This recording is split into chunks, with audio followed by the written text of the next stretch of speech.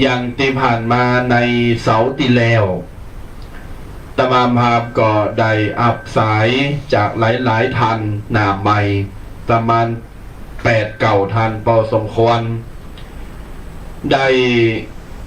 มาอู่มาจากับตมามภาพเพิ่มพลังกายเพิ่มพลังใจพลังบวกเพิ่มรอยยิ้มพิมพ์ใจคือแก่ญาติโยมสาธุชนทุกคนทุกท่าน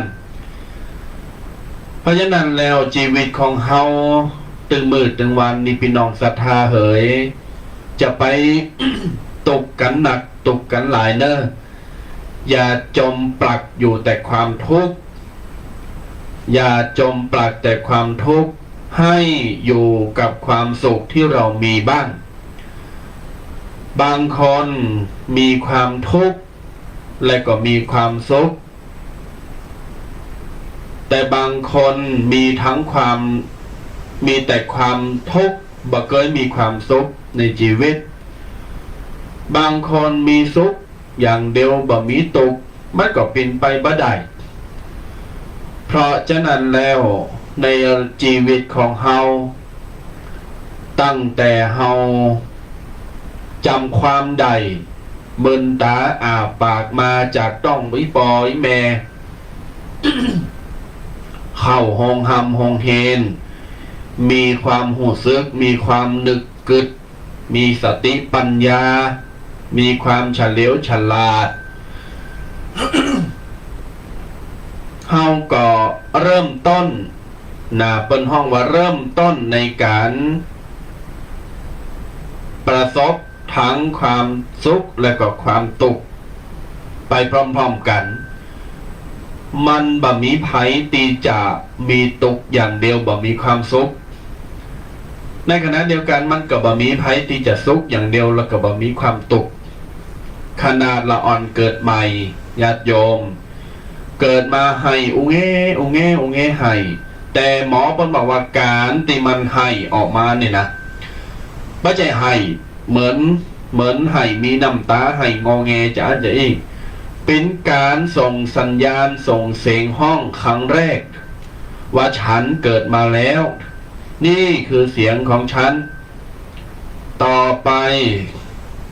ฉันก็จะเปล่งเสียงหากว่าฉันมีความตุกบัสบายใจฉันจะใจเสียงห้องจะยัก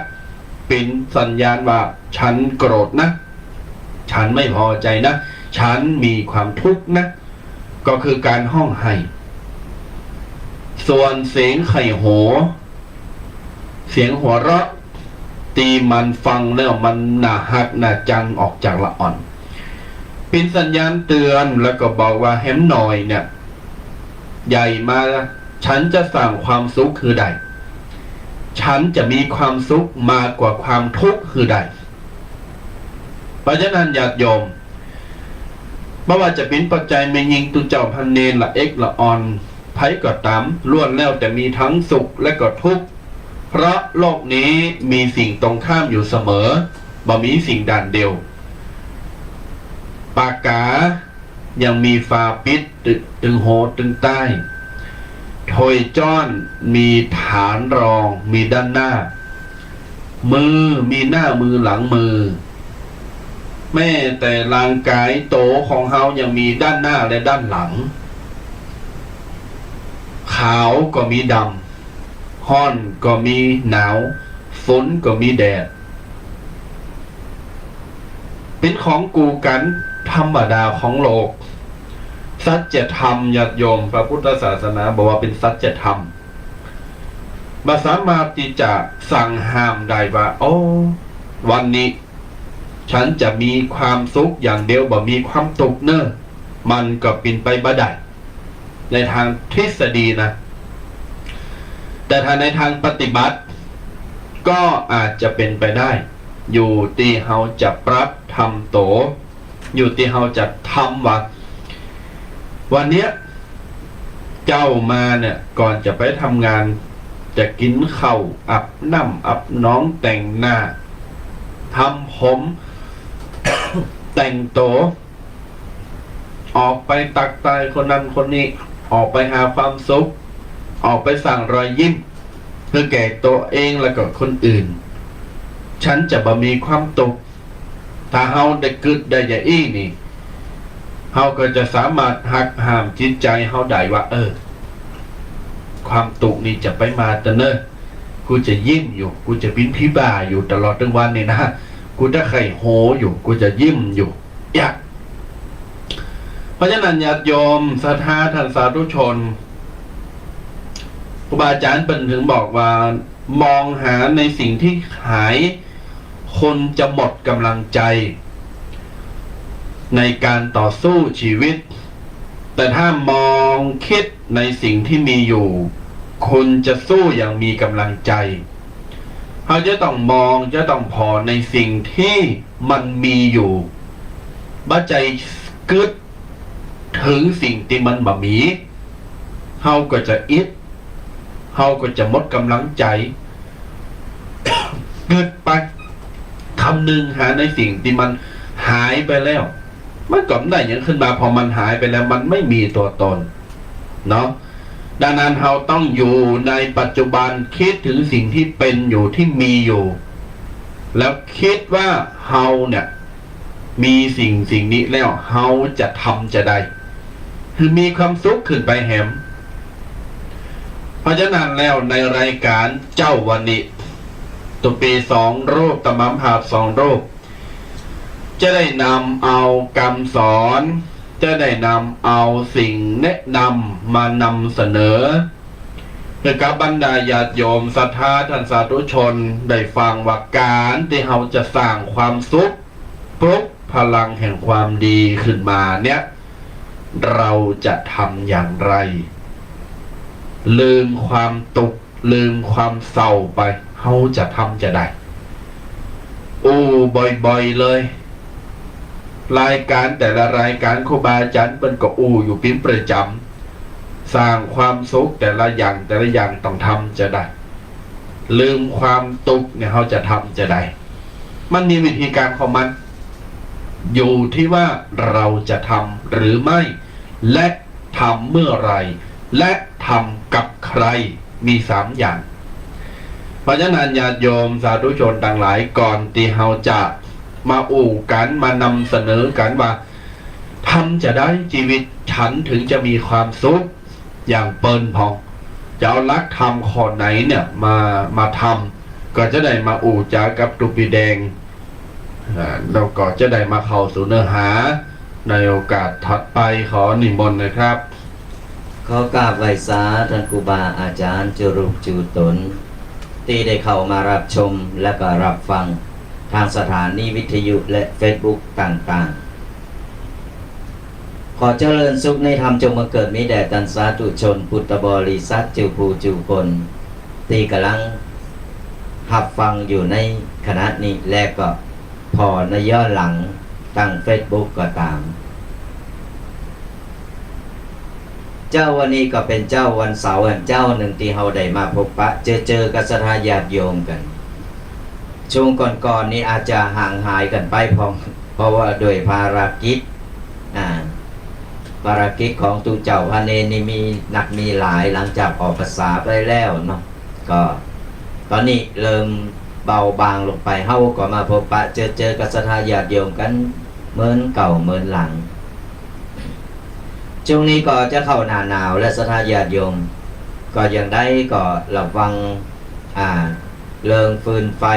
เกี่ยวกับจุดถูกจุดเทนเนอะแล้วก็แถมอย่างหนึ่งเกี่ยวกับสุขภาพของตัวเองเราต้องดูแลสุขภาพให้ดี เพราะว่าปลายฝนต้นหนาวเนี่ยอาการมันจะไม่ค่อยดี ตัวปีถึง2 รูป 2 ตนก็กำลังปีกลุกเจงไฮมาก็เหมือนเก่าคือเริ่มจะออกเจ็บปวดตามเนื้อตามโตเริ่มจะเป็นไข่เหมือนกันหนึ่งศรัทธาญาติโยมเพราะว่าอากาศมันเปลี่ยนแปลงเข้าปั๊บโตบ่ไข่ตันเพราะฉะนั้นแล้วเนี่ยเราต้องก่อนจะนอนหรือวันเวลานอนก็ไปลืมผ้าห่มโมกกา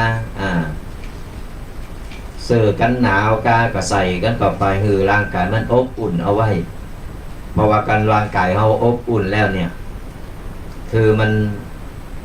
มันจะได้ปรับอุณหภูมิในร่างกายของเฮาได้บางทีอากาศหนาวเย็นกำลังรับอยู่โอ้ยหนาวมากเมื่อใดก็บ่ฮู้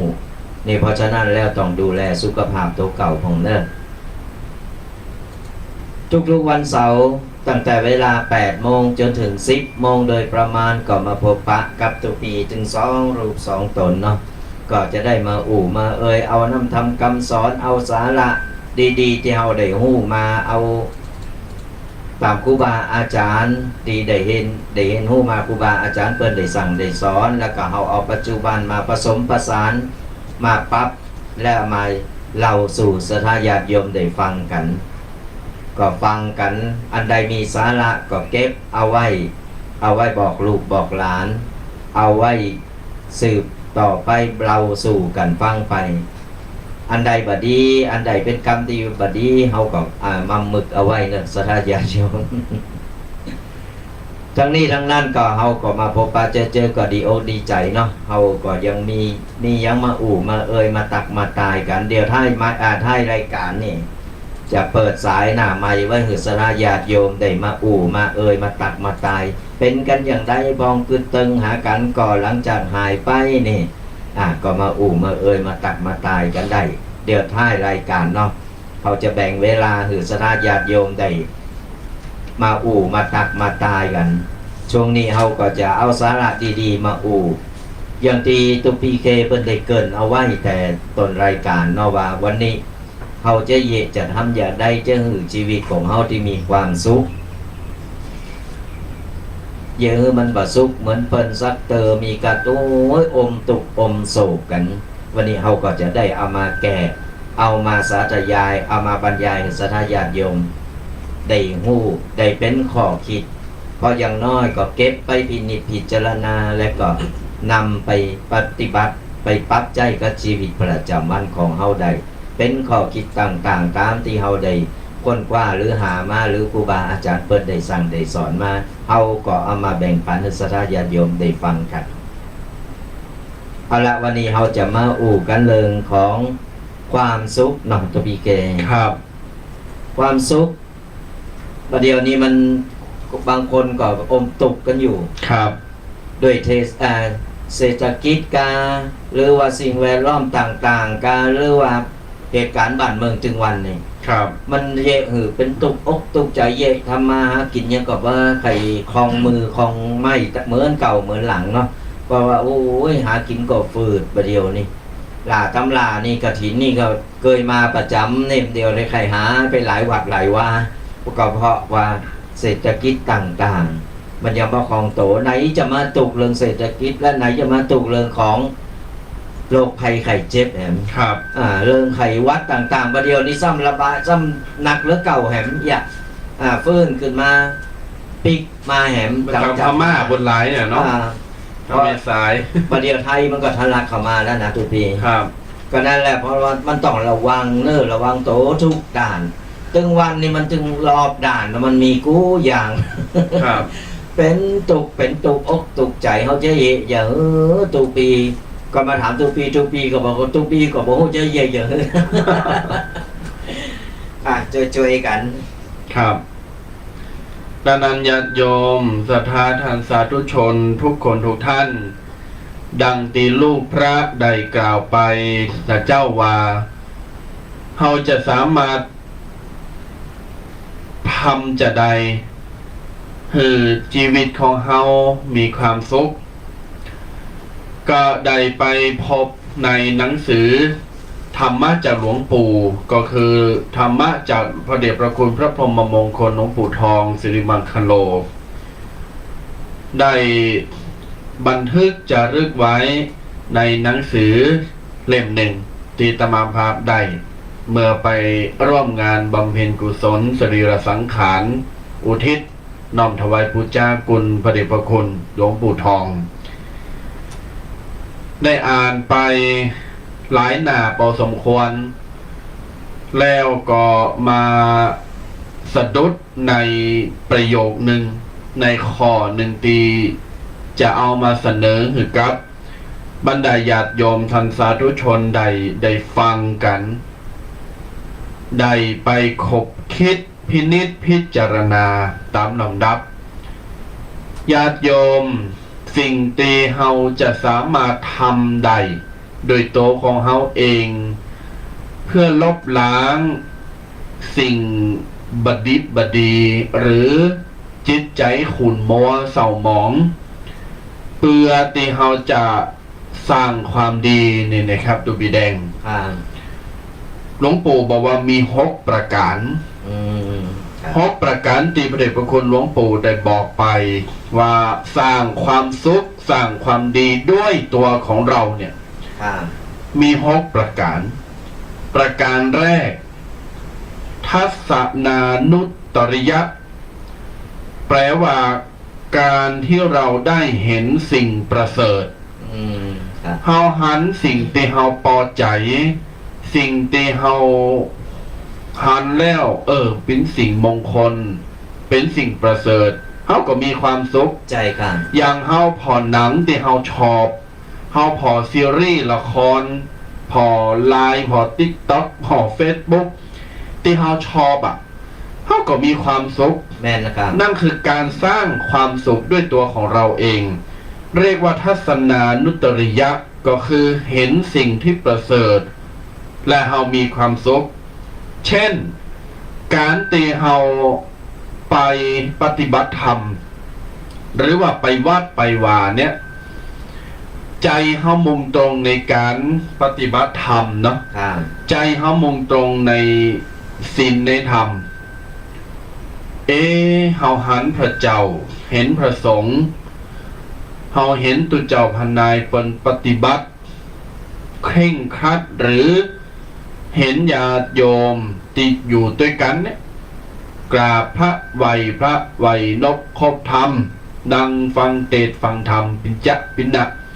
เฮาเห็นแล้วก็ปลื้มในขณะเดียวกันเราก็มีความสุข ดังนั้นแล้วนี่คือทัศนานุตริยะเห็นสิ่งที่ประเสริฐ และเราจะมีความสุขญาติโยมถ้าเราไปพอสิ่งที่มันเป็นอัปมงคล สิ่งที่มันบดี หรือสิ่งที่มันพิษศีลพิษธรรมบดีพอบดีก่อยพอแล้ว มันหูซึกว่าโอ้มีจิตใจหดหู่มีจิตใจเศร้ามีความหูซึกบะมนมีความหูซึกว่ากึดหนักปิ่นตกนั่นหมายความว่าเฮากำลังสรรหาสิ่งที่บดี เอามาเข้าโตเฮา ใจครับ ด้วยการทัศนาหรือว่าโดยการพอการจ้องมนุษย์คนเฮาเนี่ยหลวงปู่บอกว่าเฮาเนี่ยได้ประสบหรือว่าได้พอสิ่งไหนๆบ่อยๆชีวิตและอนาคตเฮาจะเป็นจะอัน เช่น ครับ เฮามาวัดมาวาได้ไหวได้พอได้หันได้นี่ได้ฟังบ่อยๆดูบ่อยๆกราบไหว้บ่อยๆก็จะกลายเป็นคนบุญเป็นคนดี โดยอัตโนมัติจะติดเป็นนิสัยชอบเข้าวัดในขณะเดียวกันคนติชอบพิษศีลพิษธรรม คนตีบอยู่ในศีลบกินในธรรมพิษกฎหมายวัดกฎหมายบ้านเมืองหรือเป็นคนตีบดีครับ เขาก็จะกับไกเป็นคนจะอั้นตลอดชีวิต ใจครับ รวมไปถึงคนรอบข้างที่มาอยู่กับคนนั้นพบคนผ่านไปหาผิดหากคบปราดบัณฑิตจะพาไปหาผลสำเร็จ ใจครับเพิ่นว่าไอ้ คนเฮาก่อนตกไปอยู่ฝูงกาก็เป็นกาตกไปอยู่สังคมแบบใดมันจะซึมซับแบบนั้นไป แล้วมันก็จะกลายไปเป็นอย่างอันไปนี่ ครับ เพราะว่ามันคือความได้หันได้หู้ความเคยชินของแต่ละคนเนี่ยว่ามันคุกคีตื่นมากก็เจอสภาพอย่างนี้เจอสภาพอย่างนี้ ครับ แล้วมันจะฝังใจ ฝั ฝังใจแล้วก็มันจะกลายเป็นอย่างนั้นอย่างที่ว่าเฮามาวัดพอโจรละอ่อนมาวัดตึงวันเนาะเฮาโจรละอ่อนมาวัดตึงวันวันนี้วันศีลวันพระเนี่ยแล้วละอ่อนมันก็จะหยาม ครับ มันจะหยามมันคือความเคยชินแบบเฮาบ่ฮู้โตว่า ครับ มันจะซึมซับเข้าไป ตรงกันข้ามก็ละอ่อนไปอยู่ในวงที่ว่า อะมงคลหรือว่าเป็นไออบายมุขต่างๆ ในสิ่งแวดล้อมในหมู่บ้านนั้น ครับ ยกตัวอย่างอย่างหมู่บ้านนี้เป็นหมู่บ้านที่มีสิ่งแวดล้อมที่บดี อืม แล้วเราอ่อนในสิ่งแวดล้อมมันได้หู้ได้หันตึงวันน่ะ ครับ มันก็ความเคยชินแล้วก็ซึมซับเข้าไปตัวน้อย ใช่ พอใหญ่ขึ้นมามันก็จะกลายเป็นอย่างนั้น ใจ เพราะฉะนั้นแล้วเนี่ยคือการที่เราจะหือเราอ่อน หรือว่าจะอยู่ในแบบไหนอย่างใดเนี่ย ในสิ่งแวดล้อมแบบไหนเราก็จะต้องหือเราอ่อนเนี่ยสอนเราอ่อนแต่แรก ครับ ปลูกฝังไว้แต่แรกว่าอันนี้ดีอันนี้บดีแยกเขาหู้เขาหันแล้วเขาอยากหือเราอ่อนเป็นคนดีเขาก็ต้องเอาความดีเข้าไปหาเราอ่อน ครับ เขาก็จะบ่ต้องมาตุกอกตุกใจบ่ต้องมาซีเลเกี่ยวกับระวังเกี่ยวกับเราอ่อนกันต่าง ครับ ๆ เพราะฉะนั้นอย่างที่ทุกปีเกเปิ้นว่าเนี่ยคือเฮามาวัดบ่อยๆ ความดีเฮาก็จะเกิดขึ้นกับตัวเฮา ครับ แล้วเราอ่อนกันมาปุ๊บมันก็ซึมซับต่อไปรุ่นเฮาบ่มีแล้ว รุ่นเฮาบ่อยู่แล้วเนี่ยเราอ่อนมันก็จะสืบทอดต่อไปอย่าง ถูกต้อง แต่ว่าสมัยบัดเดียวเนาะเขาอูกำสุดว่าละออนส่วนมากจะสอนคนใหญ่ ใจครับ เพราะพอนี่นะละออนจะเก่งกล้าสามารถแล้วก็ เอา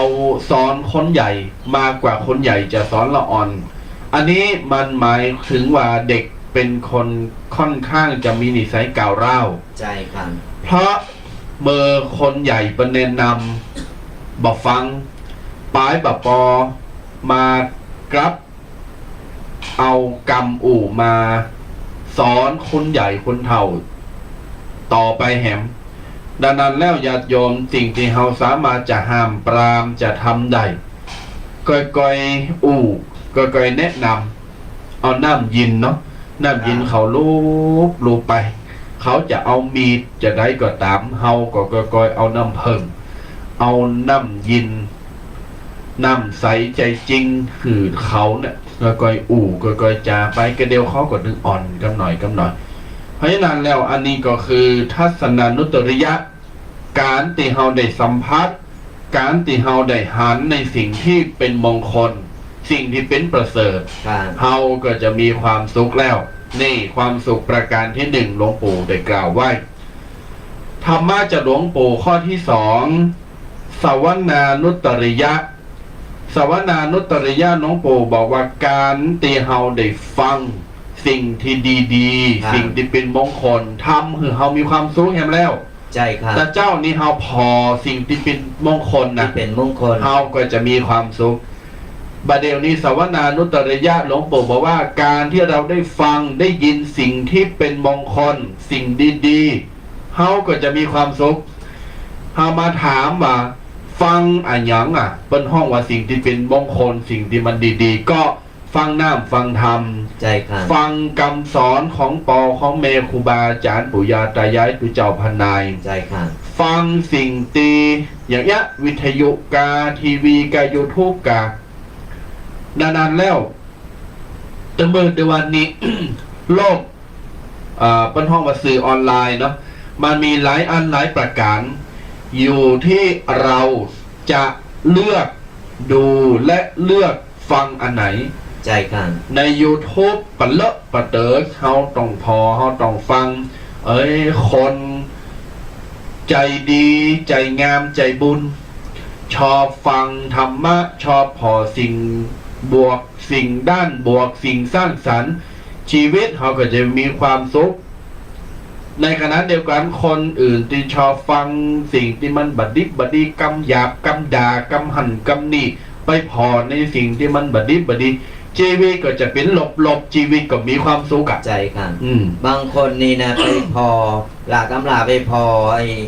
เริงเสาเริงที่มันบัดดีบัดดาวเริงเสให้หายเนี่ย ครับ แล้วเขาไปพอแล้วมันทำมือเขาจิตใจเขาเศร้าหมองไปตัว ฮอตโหไปเลยอ่ะ โอ้โหไปเลยแบบนี้กำลังใจอ่ะ ครับ เพราะฉะนั้นแล้วเขาพอเวลาพอเขาต้องพอสิ่งที่เป็นสร้างสรรค์ สิ่งที่เป็นมงคลก็ตัวเขาพอแล้วเขาสามารถที่ว่า พอแล้วนั้นรู้สึกดีเนาะรู้สึกใครทำตามใครเอาเป็นแบบ เนี่ยปัจจัยว่าไปพออย่างที่เศร้าที่เศร้าหมองที่โอ้ยเรื่องซบเรื่องซากเรื่องอย่าง คือมันจิตใจมันเศร้าหมองไปเลยนะ ครับ มันก็เย่งเฮามองแปลงหน้ามองสอกตอกกระเตียวไปทางไหนก็ ครับ ว่าโอ้ยหน้ามองแล้วเหลือเนี่ยไปเอาเริงอย่างนี้เข้ามาในใจซัมเตอร์เฮาไปหันเนี่ยไปหันปุ๊บเฮาเก็บมาในเข้ามาในใจเฮาละ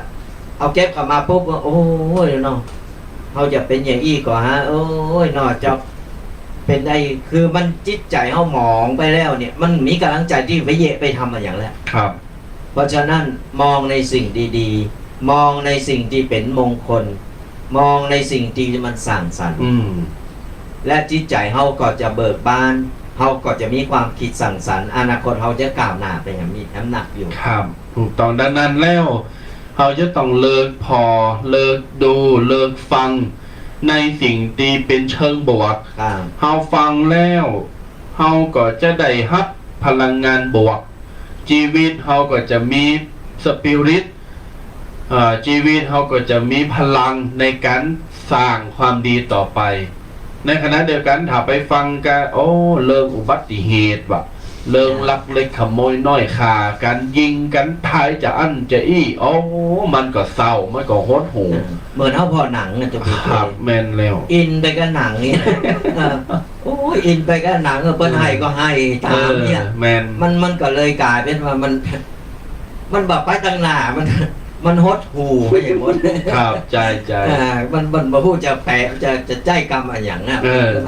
มันหดหู ครับ เหมือนถ้าพอดหนังพอละครนะ แม่นเนาะหนังละครนี่มันพอดีๆนี่มันจะมีกรรมซ้อนอยู่ ใจครับ มันจะเป็นบททดสอบจิตใจก็เป็นมันจะเป็นบทที่เฮาจะเป็นเปิ้นเฮาว่าบทเรียนเนาะ ครับ บทเรียนที่จะให้เฮาทำจะได้ทำดีก็ได้ดีทำชั่วก็ได้ชั่วดังนั้นตัวอย่างมันออกอยู่ในละครหันหมดอยู่ที่เฮาจะเลือกพอละครแนวไหน ครับ นะครับ อันนี้สวนานุตตริยะ ต่อไปหลวงปู่บอกว่า ข้อที่สามลาภานุตตริยะ ลาภานุตตริยะหลวงปู่ได้บอกได้กล่าวว่าการที่เฮาได้ลาบอันประเสริฐบ่ใจว่าได้กันลาบแกงอ่อมก็ประเสริฐเหมือนกันเนอะ ลาภานุตตริยะหมายความว่าการที่เฮาได้ลาบอันประเสริฐ ลาบนั่นน่ะหมายความว่าสักการะบูชา ได้สิ่งที่เฮาต้องการ ได้สิ่งที่เฮาต้องการมา นั่นก็คือทำให้ใจเฮาเป็นสุขเหมือนกัน ใจครับ เฮาได้รถได้บ้าน ได้แฟนงามแฟนหล่อได้ลูกยิงลูกสาวลูกใจได้อู่ตุเจ้าได้ไปวัดได้เจอได้พบหรือได้ครอบครอง ในสิ่งที่เฮาหมายปองในสิ่งที่ใจเฮาต้องการ นั่นแหละทำให้เฮาก็เกิดความสุข เพราะฉะนั้นแล้วญาติโยมอย่างที่บอกไปแต่เจ้าว่าถ้าไผต้องการในสิ่งที่เรายังขาดหายไป เรายังไม่มีมันก็จะทำให้เฮาปิ้นตกแต่ในขณะเดียวกันจะทำจะได้ว่าเฮาใครใดสิ่งนั้นมาทำให้เฮามีความสุขก็กึดในเชิงบวกว่าแฮมหน่อยเฮาก็ถึงมีอย่างเปิ้นก็เดียวมันถึงมาบางคนนี่ใครใดใครมีจะเอาบัดดิษมาเดียวนี่จะไปฆ่าไปจี่ไปลักไปนี่เปิ้นมันก็บ่มีความสุขดังนั้นสิ่งที่เฮาทำได้เฮาจะได้สิ่งนั้นมาทำให้เฮามีความสุขนั่นคือต้องค่อยๆไต่ระดับค่อยๆทำไป คือคนเฮาเนี่ยคนห้องว่าคนเฮาคิดโบกอะพลังมันจะมีพลังอย่างหนึ่ง ใช่ จะดึงเอาสิ่งโบกนั้นเข้ามาหาเฮา เหมือนเป็นเล็กอะเนาะ เหมือน ครับ แม่เล็กคนห้องในภาษาพาคนห้องอายันตนะในการดึงดูดเข้ามาคนเฮาคิดในเชิงลบเฮาก็จะพบกับสิ่งที่ลบๆเข้ามาในชีวิตเหมือนกัน เพราะฉะนั้นแล้วเนี่ยศรัทธาญาติโยมทั้งหลายการที่เฮามองโลกหรือว่าพออันหยังก็ตามพอในสิ่งที่ว่าเป็นมงคลในที่ว่าเป็นมงคล และก็สิ่งดีๆที่เป็นมงคลก็จะเข้ามาหาเฮาเหมือนกัน ครับ อายันตนะต่างๆพวกนี้มันจะดึงเข้ามา เพราะฉะนั้นว่าต้องโกเนี่ยศรัทธาญาติโยมว่า โอ้ยทำดีได้ดีมีที่ไหนน่ะนะคือมันมีแต่ว่ามันยังมาถึงเวลาในการที่เฮาได้สั่งสมได้ทำเอาไว้ ถึงเวลาเมื่อใดนั่นนะศรัทธาญาติโยมก็จะรู้เองว่าทำไปแล้วบ่เสียเปล่าเพราะฉะนั้นแล้วเนี่ยในกรรมที่ว่าคือเฮาพอในสิ่งที่ดีๆแล้วอูจาในสิ่งที่ดีๆคิดในสิ่งที่ดีๆในเชิงบวก ครับ เนี่ยสิ่งมูลนั้นก็จะย้อนมาหาเฮาเอง ครับ อันนี้คือลาภานุตริยะตามที่หลวงปู่ได้กล่าวได้บอกว่า สิ่งที่เฮาได้ลาบสักการะ หรือเฮาได้สิ่งที่เป็นมงคล สิ่งที่เฮาต้องการได้มาแล้วนั่นคือทำให้ชีวิตเฮามีความสุข ใจครับ แต่ในขณะเดียวกันเฮาบ่ต้องไปขวนขวายจนคลังบ่าจนแบบเป็นอันดำมาหากินจนเป็นพี่บ่าพี่บอไปจานบ่ใจ ใจครั เฮาต้องอยู่กับปัจจุบันเฮาจะต้องก่อยหิหาไปเช่นเฮาใครได้รถสักกันหนึ่งเนี่ยถ้าเฮาบ่หิบ่หาสตังค์ก็ไม่ได้จะเอาสตังค์ไหนไปซื้อรถนั่นนะเฮาก็จะต้องทำอาชีพวิสุจริตแล้วเงินทองนั้นเมื่อใดมาสะสมไปใจยินๆเข้าไว้ก็เดียวมันก็ตึงได้นั่นนี่เป็นต้น พอถึงเวลามันก็จะได้มาเองไม่ใช่ว่าใครได้รถแล้วก็โอ้ยนั่งรอนอนรออันอย่างก็ไม่เยะบาทำนั่งรอวันรอคืนเนี่ยเมื่อได้จะได้กับความฝัน ได้กับความฝันสะดุ้งตื่นมาเหมือนเก่า เพราะฉะนั้นแล้วเนี่ยเฮาตั้งความหวังไว้ได้แต่เฮาก็ต้องมีการทำมาหากินขยันขันแข็งในการทำมาหากินว่าใจไปนอนรอนั่งรอวาสนาแล้วไหนบอกว่าโอ้ฉันก็ทำดีแล้วยังมาได้ดีสักเตอก็ล้อกาอยู่หันเนี่ยเหมือนเปรตเทเปินวานนะหยอดไปซาวบาทเพราะถูกรางวัลที่หนึ่งอย่างบัตรมาหากินมันจะไม่ได้อะไรอย่างเพราะฉะนั้นอันนั้นเนี่ยเป็นความสุขทางใจในการตีว่าเฮาได้ทำบุญไปแต่พร้อมกันนั้นเฮาก็ต้องทำมาหากินตัวและสิ่งมูลนั้นมันจะจากที่ว่ามันได้ยากมันก็จะได้ง่ายเข้ามาแหมเพราะฉะนั้นเนี่ยกูสิ่งกูอย่างมันต้องลงมือลงใจกันทั้งใจเฮาแล้วก็ร่างกายของเฮาตัวถูกต้องญาติโยมดังกรรมที่ครูบาอาจารย์เพิ่นบอกว่าชีวิตนะเป็นของการฟันฝ่าไม่ใช่ฟ้าบันดาลชีวิตนั่นคือได้มาจากความเชี่ยวชาญไม่ใช่โชคช่วยชีวิตนั่นคือการต่อสู้ไม่ใช่รอแต่นั่งดูดวงชีวิตคือการหาพรแสวงไม่ใช่ฉันจะนั่งรอแต่พรสวรรค์ชีวิตจะต้องใช้ปัญญาไม่ใช่รอบูชาแต่ตุ๊กตาลูกเทพหรือกุมารหรือสิ่งตีปิ้นหุ่นปิ้นร่างชีวิตจะต้องมีความคิดสร้างสรรค์ไม่ใช่ว่าเอาแต่ผ้ายันมาแปะร้านขายชีวิตจะต้องทุ่มเทอุทิศไม่ใช่คิดจะแต่เสี่ยงโชคลาภอย่างนี้เป็นต้นนั้นกูสิ่งกูอย่างกว่าจะได้มานั้นถ้าเฮาบัเสียเฮงเหือบัดตกมันถึงได้บ่ได้เงินบ่ได้ทองมันถึงได้ความสูงอย่างก็เปิ่นใจครับเพราะว่าจะมานอนรอความหวังเนี่ยคือสตังค์ก็คือไอ้บุญหล่นทับไอ้ตกลงมาใส่หลังคาตกน้ำโพตั้งมาแล้วอีกมันก็ไม่ใช่เนี่ยเพราะฉะนั้นแล้วกูสิ่งกูอย่างเฮาก็ต้องคือร่างกายเฮาก็ต้องทำงานไปโดยเพราะว่าเฮาต้องใจเฮาเกิดมาใจกรรมในที่นี้จึงกรรมดีกรรมบดีมันอยู่รวมกันมาเนี่ยเฮาใจกรรมไปโดยและสร้างความดีไปโดยมันสะสมกันเข้าไปในเมื่อความดีนักเข้ามามันนักจนล้นแล้วไอ้ความดีนั่นน่ะมันก็จะทวีคูณกลายเป็นบุญบารมีต่างๆที่จะมาช่วยเหลือเฮาได้ถูกต้องอันนี้คือข้อที่3ลาภานุตริยะต่อไปประการที่4หลวงปู่ ได้บอกว่าสิกขานุตริยะสิกขานุตริยะนั้นแปลว่าการศึกษาสิ่งที่ประเสริฐแล้วเราจะมีความสุขใช่ครับหมายความว่าการที่เฮาได้ปฏิบัติธรรมหรือการที่เฮาได้ทำความดีการได้ไปจอยเลอคนอื่นการที่เฮาได้ไปแบ่งปันทรัพย์สินเงินทองหรือจอยเลอสิ่งของต่างๆเล็กๆน้อยๆ บันเหนือบากว่าแห่งของเฮาทำแล้วโดยใจมันเป็นกุศลแล้วเฮาก็จะมีความสุขบ่ใจว่าสิ่งที่เฮาทำแล้วมันเป็นบาปมันเป็นโทษมันเป็นสิ่งที่บดิบบ่ดีและเฮามีความสุขกล่อมใจเพราะฉะนั้นภัยทำอย่างแล้วทำดีจิตใจก็ดีจิตใจก็มีความสุขเฮาทำบ่ดีจิตใจก็บ่ดีจิตใจก็บ่มีความสุขนั้นญาติโยมสาธุชนดังหลายเปิ้นถึงบอกว่าศึกษาในสิ่งที่เป็นมงคลเช่นศึกษากรรมสอนของพระบรมศาสดาพระสัมมาสัมพุทธเจ้าศึกษาหลักธรรมศึกษาการปฏิบัติธรรมหรือศึกษาเราเรียนตำรับตำราในโรงเรียนอะไรอย่างต่างๆตีมันเป็นสิ่งดีๆชีวิตชีวีชีวาโตเฮาก็จะเป็นมงคลและก็มีความสุขใจครับคือเฮา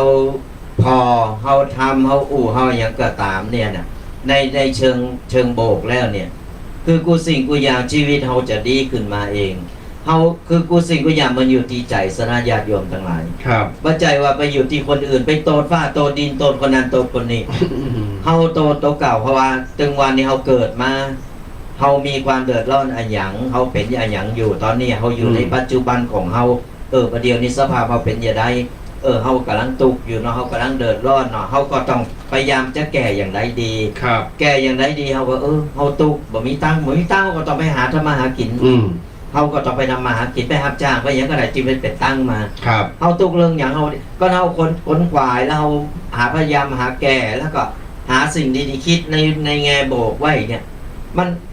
ร่างกายหรือชีวิตของเฮามันก็จะดีขึ้นมาบ่ใจว่าโอ้ยตกงานบ่ฮู้จะเย่ใครฆ่าตัวตายใครไปนั้นไผก็ไปอันนี้เฮา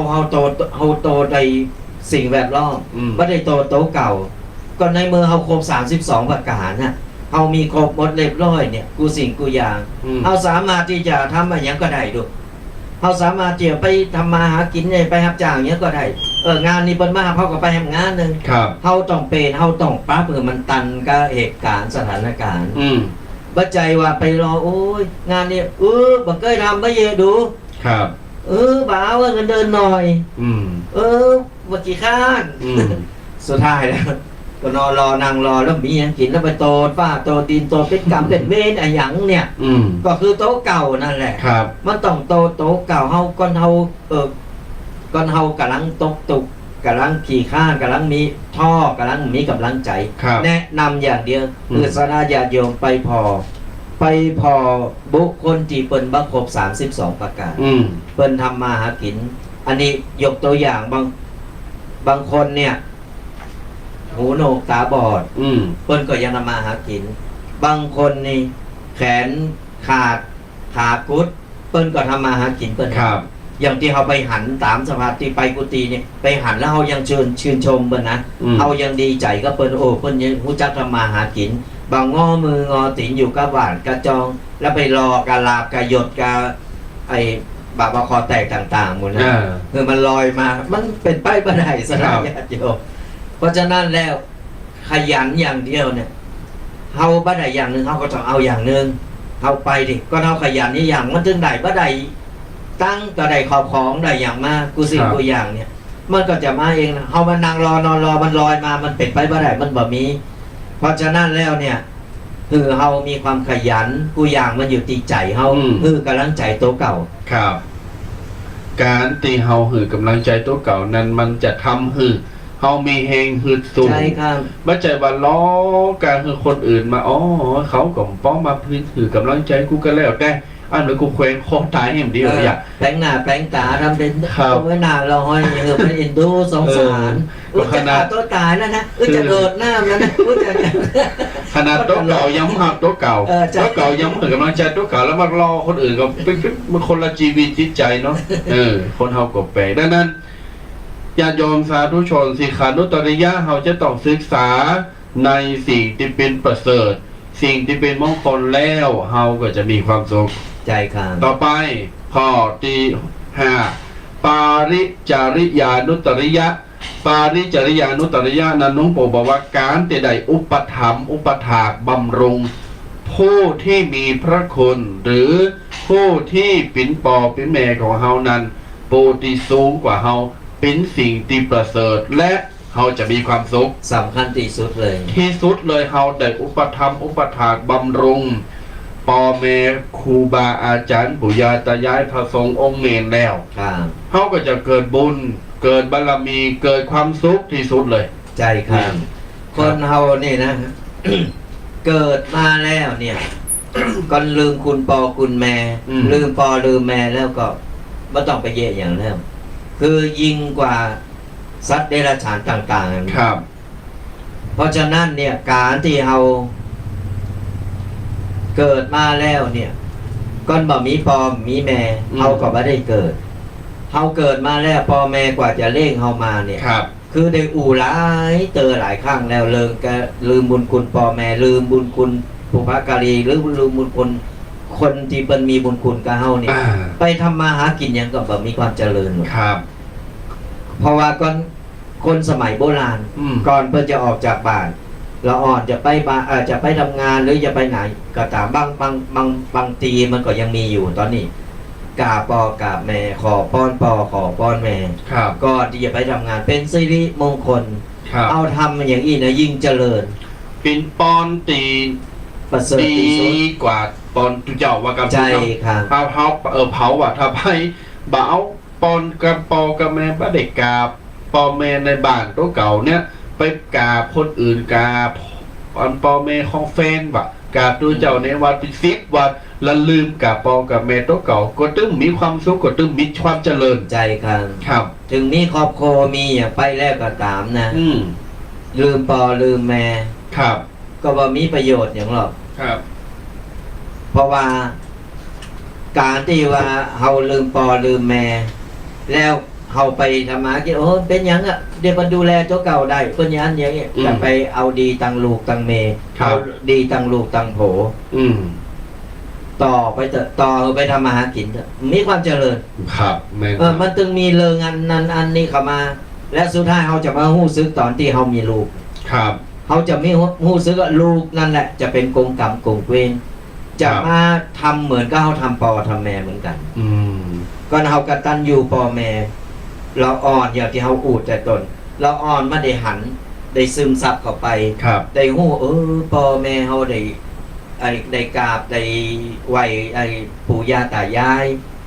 เราอ่อนมันก็ซึมซับเข้าไปแฮมหน่อยปุ๊บมันก็จะได้ไปสอนลูกสอนหลานต่อไปสอนครอบครัวแล้วมันจะปฏิบัติตามอย่างนั้น ถูกต้อง เราเฮาไปด่าไปว่าพ่อแม่โอ้ยอยู่ก็รอมันตายกันรออย่างอันอย่างอิจิปาถะหลายๆอันหลายๆอย่างลาตำราอย่างที่เป็นข่าวอย่างที่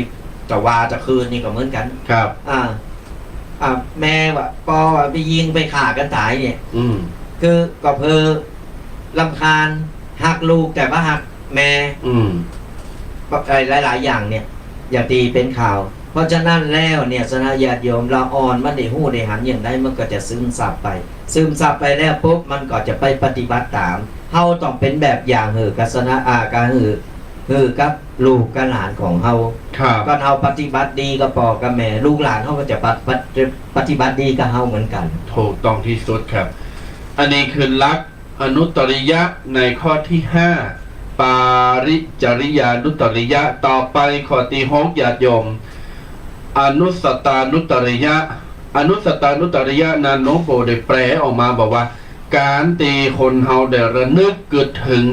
สิ่งที่เป็นมงคลที่เฮาทำแล้ว เกิดความสุข เกิดความดี หมายความว่าเวลาเฮาได้เข้าวัดเข้าวาเนาะเฮาได้ทำบุญสุนทานได้ทำประโยชน์ช่วยเหลือสังคมหรืออะไรอย่างต่างๆดีเฮาทำแล้วเฮาเกิดความสุขขึ้น ชีวิตเฮาก็จะจุ่มจะเย็นตลอดทั้งวันหรือว่าสุดปีสุดได้เดาเกิดแก่สิ่งดีๆที่เฮาได้ทำแล้ว เกิดความภาคภูมิใจโตเฮาเองก็จะมีความสุขคนเป็นปอเป็นแม่เองครอบครัวเฮาเองเปิ้นก็จะมีความสุขเหมือน ใจ กัน ค่ะ นี่ แม่ก็ทางว่าถ้าคนรอบข้างเปิ้นหันว่าอ๋อเฮาเนี่ยได้ทำความดีทำหันทำนี่เป็นสิ่งที่เป็นมงคลสิ่งประเสริฐบ่ไป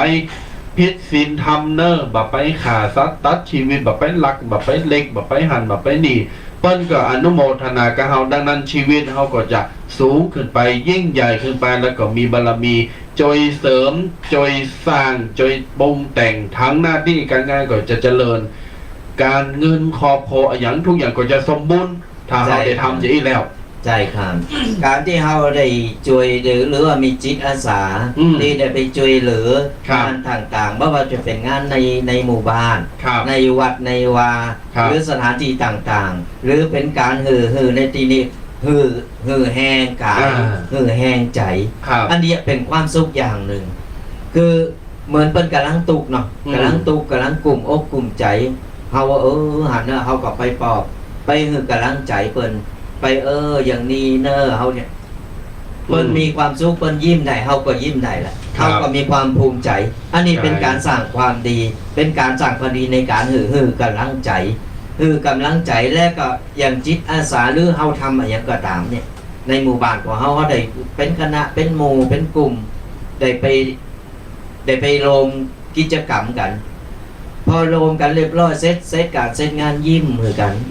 ยิ้มโอ้มันมีความสุขมันมีความสุขถึงกายถึงใจถึงกายเฮามันจะอิดจะตกจะออกนะมันก็ยิ้มแย้มแจ่มใสเข้าหากันมันเป็นการหนึ่งกำลังใจมันโมนอ่ะมันเปิดใจแล้ว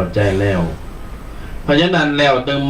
ตึงหกประการนิยโยมฝากเนอะฝากไว้ถึงกับพี่น้องศรัทธาว่า เฮาเนี่ยตึงมือตึงวันนี้เฮาอยู่กับครอบครัวอยู่กับสังคมอยู่กับเปิลกับฝูงอยู่กับบุคคลที่ทำงานเฮาอยู่อย่างใดคือเฮามีความสุขเพราะว่าสังคมเฮานี้สร้างมาคือเป็นคณะใหญ่ๆเป็นกลุ่มเป็นก่อนปัจจัยว่าอยู่คนเดียวตลอดปีตลอดแรงตลอดไปจะตายคนเดียวจะกินจะไปจะอันนี้คนเดียวอันนั้นบ่ได้เพราะฉะนั้นแล้วเขาอยู่อย่างใดให้มีความสุขก็ได้นำเอาธรรมะของหลวงปู่ได้เอามาหือกับญาติโยม6ประการด้วยกันพี่น้องศรัทธาท่านสาธุชนพุทธบริษัทต่างหลายขณะนี้9:05 น.ตอนนี้จะเปิดสายนำไม้เรื่อยๆเพราะกูเตอร์ในเวลาเปิดสายนำไม้มันจะเป็นใต้ชั่วโมงสัมพลประกอบเต้นสกรรมสัมพลกล่อมเต้นโทรมาสักคำสักคำสักกรรมสัมพลก็กำลังจะโทรปิดรายการละอย่างเพราะฉะนั้นตั้งแต่9:00 ปลายบัดเดี๋ยวนี้เป็นต้นไปจะขอเปิด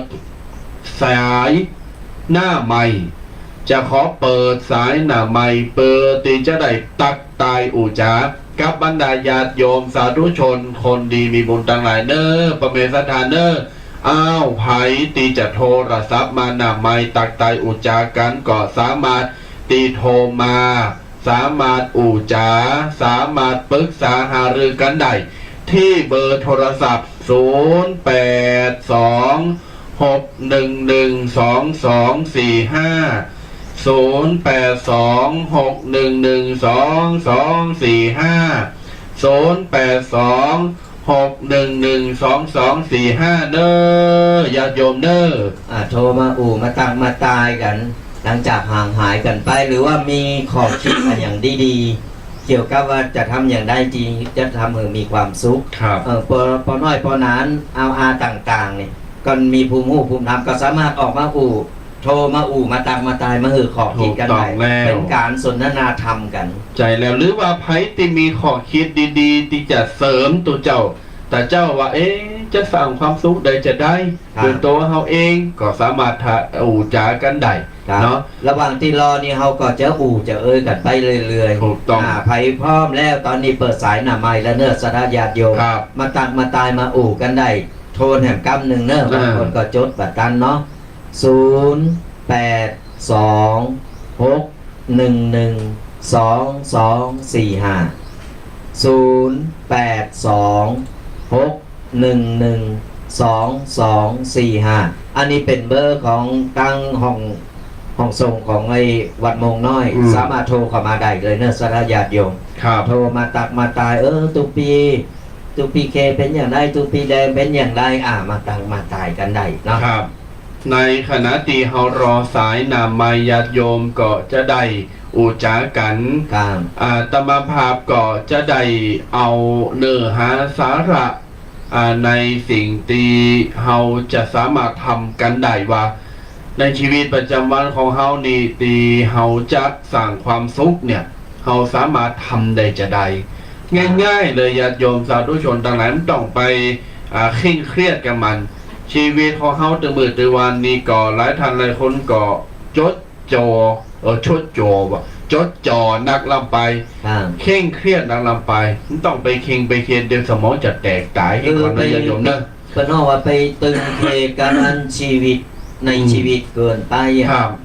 ความจริงจังเกินไปเนี่ยเพิ่นว่านะสถานญาติโยมเฮาผ่อนคลายผ่อง ครับ อันหยังจะเกิดมันก็เกิด แต่ว่าก่อนมันจะเกิดอันไหนแก่ใดเฮาก็พยายามแก้พยายามหลีกเลี่ยงอย่างที่ว่าเนี่ยเฮาจะหาความสุขอย่างนั้นอย่างตึงวันเนี่ยไหนจะข่าวการเมืองไหนจะข่าวเรื่องโรคภัยไข้เจ็บต่างๆนานาระวังตึงซ้ายตึงขวาจะไปทางใดมาทางใดก็โอ้ยเป็นแสนจะลำบาก ครับ หากินก็ลำบากแหมเนี่ยเราจะเหย่ได้แล้วไปเก็บมาใส่เป็นตุก อ่า เฮาต้องคืดว่ามันจะมีเฮาคนเดียวหรอก ครับ คือกูคนโดนกันหมด แม่นแล้ว แม้แต่ตูเจ้าพันเองเหมือนกัน ครับ ก็ยังเบาเว้นเพราะฉะนั้นแล้วโดยรวมแล้วเนี่ยเฮาก็แปลงใจกลาง อืม ๆแปลงใจกลางๆว่าคนอื่นก็เพิ่นก็เหมือนเฮาเนาะเฮาก็เหมือนเปิ้นเนาะเพราะฉะนั้นเฮาจะแก่อย่างใดดีเฮาจะหาทางออกอย่างใดดี ครับ เอาชีวิตประจำวันของเฮานี่แหละประเดี๋ยวกล้าขายลำบากเนาะขายนั่นก็บ่ดีขายอันนี้ก็บ่ดีเราจะไปเยฮื้อเขาก็ต้องเป็น ครับ เขาต้องเป็นหาวิธีทาง หาแก้ปัญหาของเขาก่อน ครับ แก้ปัญหาของเขาจะเยียอย่างได้ดีในเมื่อเขาเป็นหัวหน้าครอบครัว อืม เขาจะนำครอบครัวของเขาอยู่สุขสบายไปรอดได้อย่างใด ครับ อยู่กับปัจจุบันได้อย่างใดในเศรษฐกิจหรือว่าเหตุการณ์ปัจจุบันเนี่ยบัจใจว่าโกล่ำโกเหลือโกจนมาออกจากบ้านก็มี ครับ เมื่อไปเนอะมันต้องไปโกงกอยู่บ้านน่ะโกติดโลกว่ะ โกนั่นโกนี่ว่าต้องไปโกซะนะอย่าโยมเพียงแต่เฮาระมัดระวังหน่อย ครับ อันไหนจำเป็นเฮาก็ไป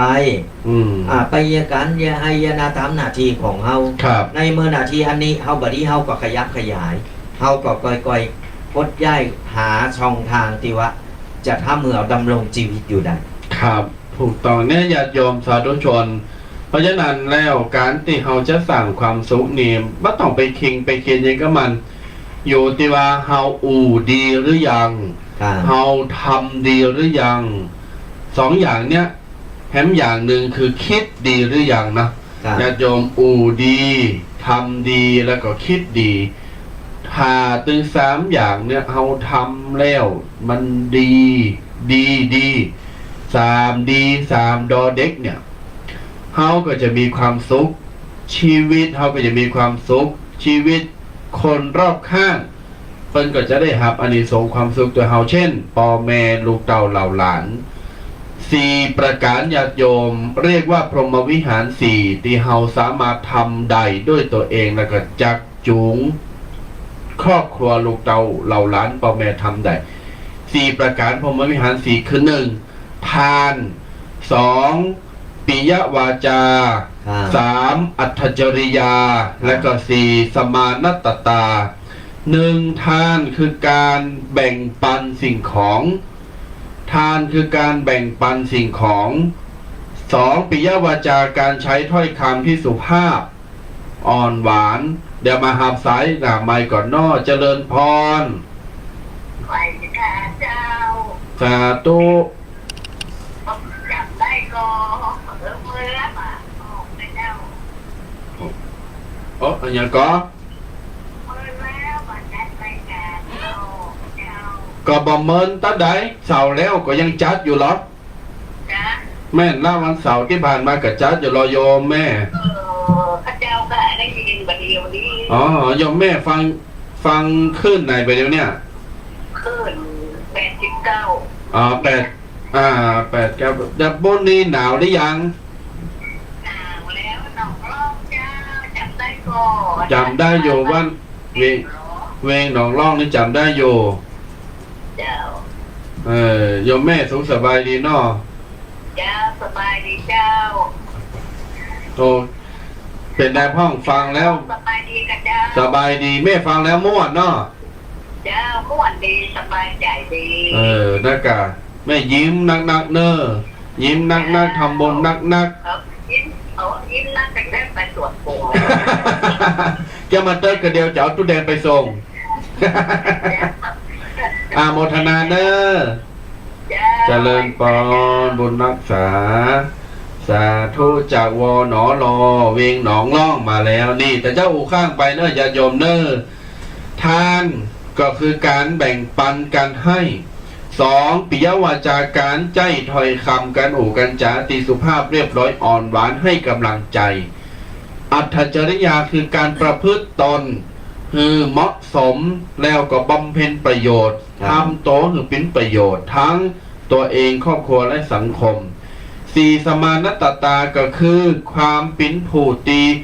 มีตัวตนอยู่ในที่สม่ำเสมอวางตัววางตนให้เหมาะสมบ่ไปถือโตบ่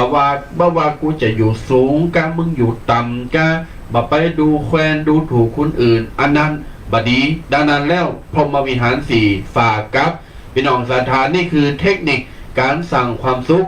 ง่ายๆเนาะเอาละญาติโยมไทยตีจะโทรมาแฮมรอบหนึ่งเนอะโทรมาเจ้าบอกเบอร์แฮมรอบหนึ่งโทร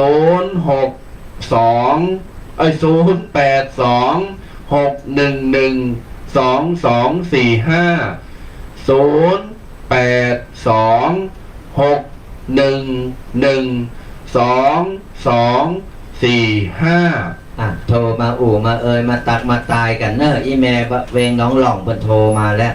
ว่าหายไปเมิน แต่ที่จริงก็ไม่ได้ไปไหน เอาแล้วก็ยังจัดอยู่ล้อบอกมื้อแล้ว ก็สลับซับเพลงกันไป แต่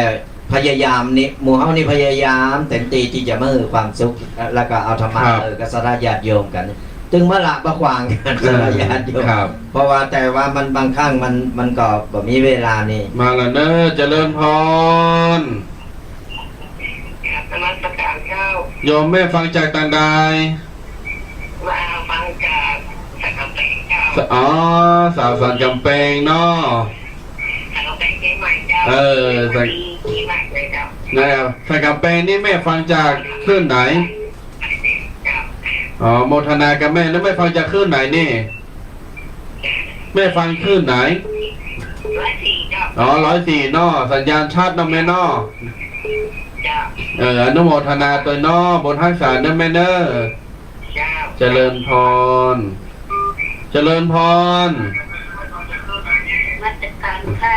สาธุโยมแม่ฟังจากไหนอยู่ห้วยดินค่ะโมทนาเนอะห้วยดินบ่หนาวก็จะพ้นน่ะเนาะห้วยดินแค่เพิ่งมาเจอวันนี้เองท่านดูกันมาทุกวันนั่นแหละเพิ่งมาโทรหาเรื่องวันนี้เนาะฟังตั้งแต่ตี3มาเรื่อยเลยท่านสาธุโมทนาด้วยโยมแม่ดีละอยู่กับสวดมนต์ภาวนาตอนเช้านี่กำลังสวดมนต์และจะโทรหาท่านนี่สาธุโมทนาบุญรักษาโยมแม่บุญยิ่งใหญ่มหาศาลขอให้โยมแม่เจริญนะมีความสุขยิ่งขึ้นไป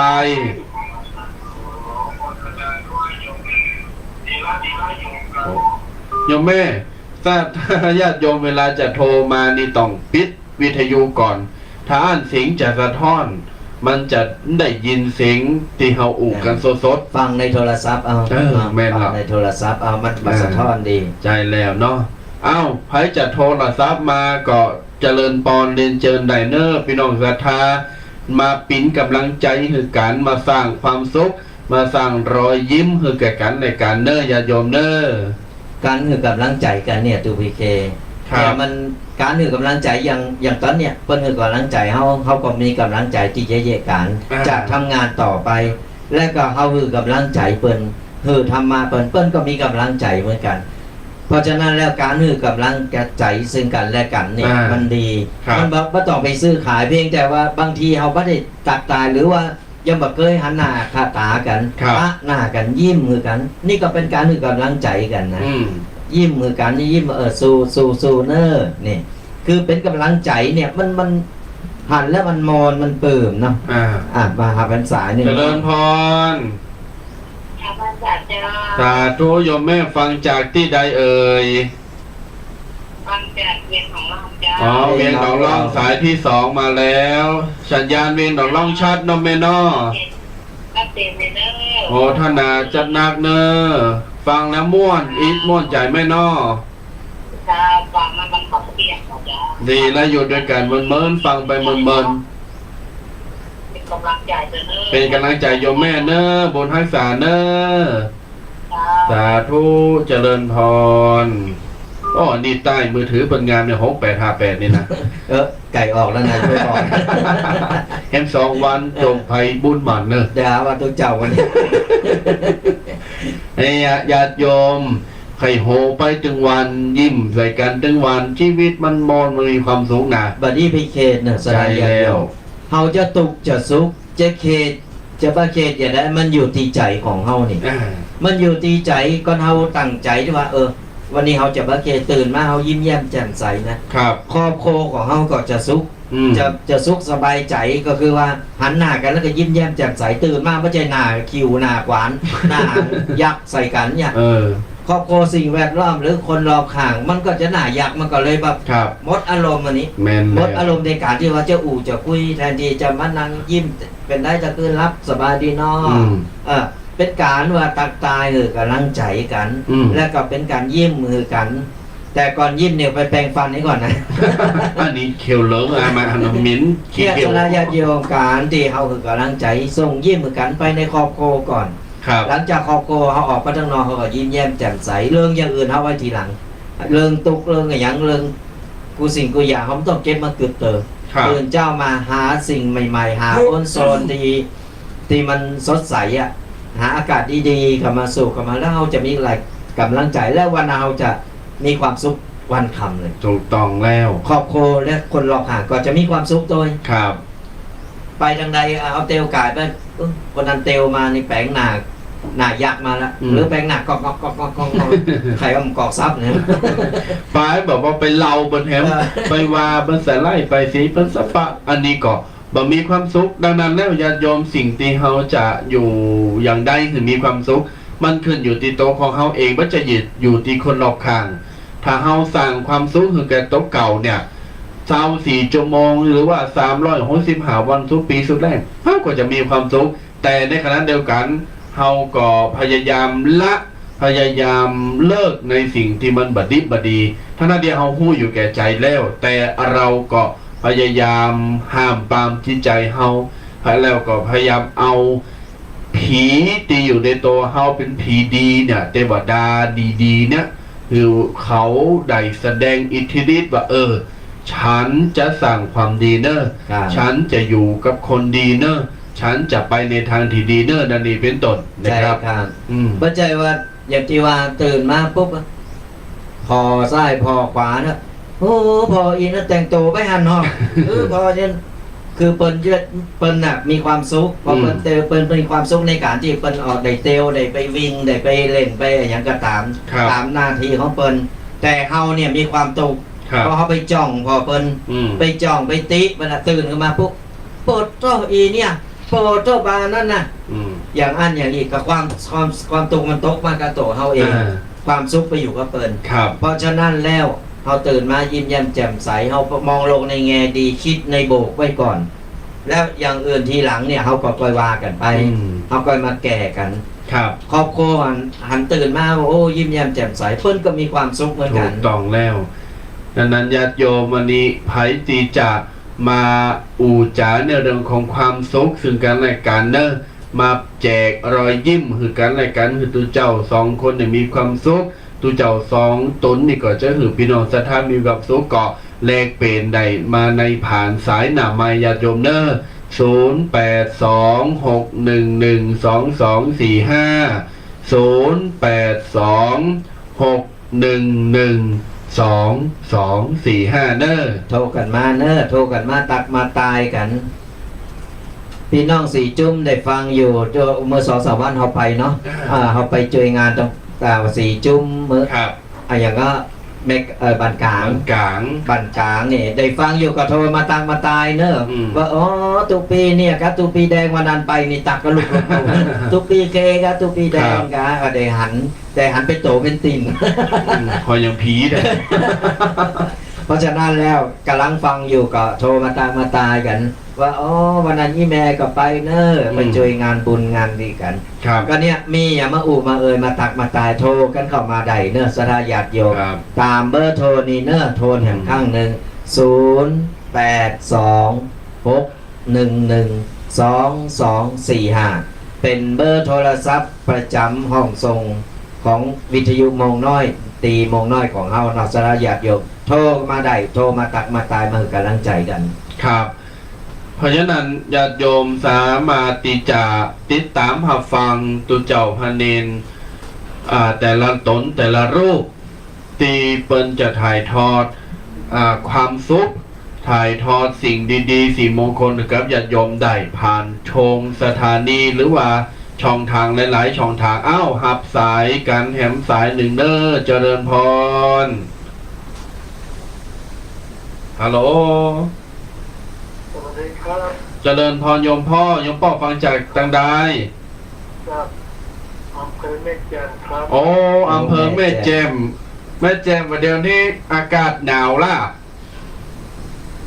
ก็คือธรรมชาติครับเดี๋ยวนี้มันเปลี่ยนแปลงมาเหมือนเดิมครับปัจ อ๋อ จุบันโลกมันก่อ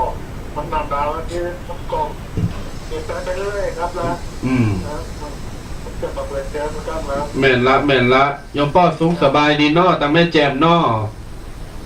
ผมสุขสบายครับแต่บางส่วนนี้ผมก็ยังเป็นห่วงในเรื่องของศาสนาครับ อ๋อ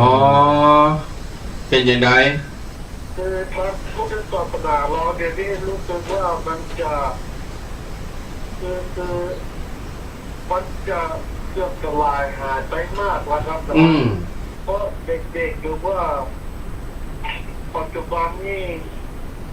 คือผมเป็นห่วงครับแต่ละวัดแต่ละสถานที่ของศาสนาเนี่ยคือผมเป็นห่วงในเรื่องของญาติโยมที่มาในวันสี่วันพระหรือว่าวันที่5 พรรษาครับจะหายไปนะครับนะผม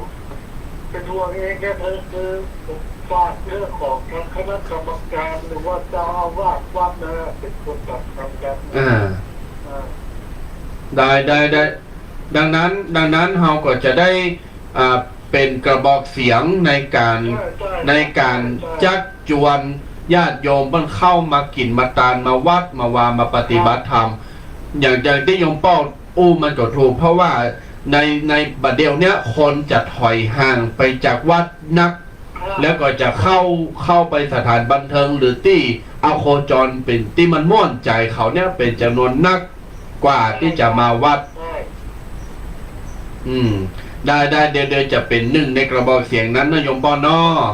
คือเรามีวิธีการคือเราจะช่วยเหลือซึ่งกันและกันนะครับศาสนาตามประชาชนนะครับนะแม่นละได้ยินดีนะโยมปอนเนอร์ขอบคุณสาธุบุญรักษาเนอสาธุนี่คืออีกหนึ่งประเด็นดูบีแดงกันญาติโยมสาธุชนว่าคนเฮาบอกว่าจะเป็นคนหนุ่มคนกำคนเฒ่าคนแก่ใหญ่น้อยใจยิงปัจจุบันวันนี้มักจะเหินห่างถอยห่างอีนิดนั่นแหละนะครับถอยห่างไปในสิ่งที่เฮา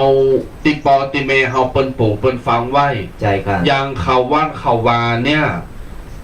เฮาต่างหลายมักจะมองข้ามว่าเขาวัดได้ก็ได้กูยังได้กูยังหนุ่มยังน้อยยังแน่นอยู่ยังสาวจีจิตลิดจอดล็อกอยู่วัดยังไปไหนวัดยังอยู่ที่เก่าดังนั้นก็ตัวเจ้าก็จะบอกกลับไปว่าบ้านมันถึงก็ตึงแบบไปไหนบ้านมันก็มีหันเนาะเอาคนมัดละอาจารย์นั้นพี่น้องศรัทธามีโอกาสมากินมาตานมาทำบุญตักบาตรวันพระวันศีลวันธรรมมาร่วมในการปฏิบัติธรรมฟังเทศฟังน้ำฟังธรรมมาร่วมในการเข้าวาสาออกวาสาทำบุญตักบาตรการอย่างต่างๆเนี่ยเวลาวัดเปิดมีการมีงานตอนผับป่ากฐินกินตานกูสิ่งกูอย่างญาติโยมจะไปเลยจะไปละอย่ามองข้ามว่ามันสำคัญการมาวัดมาวาการมาวันพระวันศีลกินต้านมาทำบุญตักบาตรซ่าเข่าหรือว่ามาอย่างต่างๆกิจกรรมในวัดมันเป็นสิ่งสำคัญหนึ่งเฮาจะได้สืบทอดวัฒนธรรมบ้านเฮาเมืองเฮา สองเฮาจะได้จอยกันอนุรักษ์รักษายังพระพุทธศาสนาหมุนล้อกงจักรคือมันไปให้มันไกลสุดที่จะไกลได้สามเฮาจะได้บุญหนักหนาจะได้บารมีจะได้ทุกสิ่งทุกอย่าง เพราะฉะนั้นจะไปเลยจะไปละอินดูตูเจ้าพนายเปิ้นแปลงวัดแปลงว่ามาปิ้นมาหู้กี่ล้านปิ้นหมื่นปิ้นแสนปิ้นล้านด้านจอยกันเข่าวัดเข่าวา ครับ จอยกันมากินมาตาเนอร์อย่าโยมเนอร์อ้าวหับแฮมสายเนาะเจริญพรฮัลโหล ฮัลโหลกับแซบ อ้าวโทรมาใหม่เนอร์ใต้เบอร์5477ญาติโยมเพราะฉะนั้นแล้วฝากไว้กับญาติโยมมา ถึงแม้ว่าตอนทั้งหลายจะมีลูกเต่าเหล่าหลาน ก็ปาเข้ามาปาเขาวัดเขาว่าสัมพนเนี่ยโอ้ลูกเต่าเหล่าหลานนี่มาสนจิตสนใจเขาก็ตายจังเขาเถอะอยากเข้าใจนะ คืออย่างที่ว่าเนาะมันบาเดียวเนี่ยอย่างที่อีปอเพิ่นได้ว่าแต่เจ้านี่เนาะเพิ่นได้มามาเอ่ยว่าวัดว่าไปบาเดียวเนี่ยคน ครับ ให้เขาห่างหายกันไป ครับ มันก็มีส่วนเพราะว่าตึงวันเนี่ยเทคโนโลยีหรืออะหยังสื่อต่างๆเนี่ยมันเข้ามาหนักพอมันเข้ามาปุ๊บมันก็มาแย่งชิงเอาไอ้ตรงเนี้ยไปแล้วอ่อนก็เลยห่างเหินกันไป ครับ แม้แต่เจ้าบ้านก็ห่างเหินกันไป ครับ ไปเข้าวัดเข้าว่ากัน อ้าว เดี๋ย ข่าว วสาย ก่อน เจริญพร โอ้ยจ๋าจักรจ๋า สาธุเสียงเจ้าแววมาแล้วโยมแม่ได้ยินว่า ไม่ได้ดีกันไม่ดูไม่แจ้งเจ้า โยมแม่อยู่แม่แจมนอตามแม่แจม ไม่ตัดเตี้ยเจ้า อ๋อสันเตสาธุเนอร์โมทนาโยมแม่ฟังตั้งแต่ตีสามมาละก้า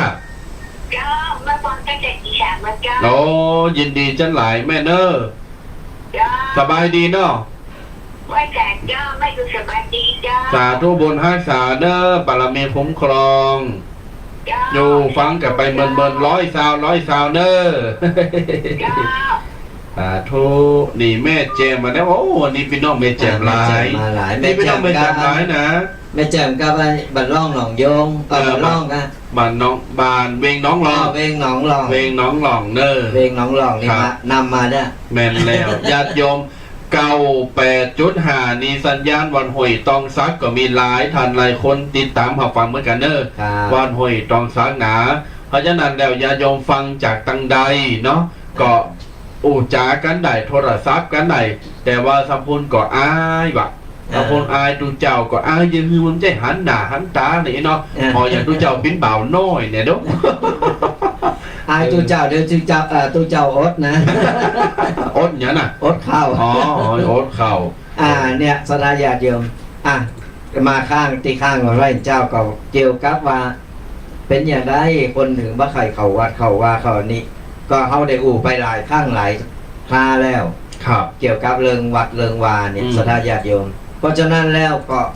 ช่วงนี้เนี่ยเราอ่อนปิดเทอม อ่า เราอ่อนปิดเทอมเนี่ยเพื่อเอาเราอ่อนเข้าไปวัดไปโบสถ์ ครับ อย่างน้อยเนี่ย5 วัน 7 วัน 10 วัน 15 วันอย่างก็ อืม ตามเพื่อเราอ่อนมันได้ฝึกได้คัดเก้าจิตใจพอง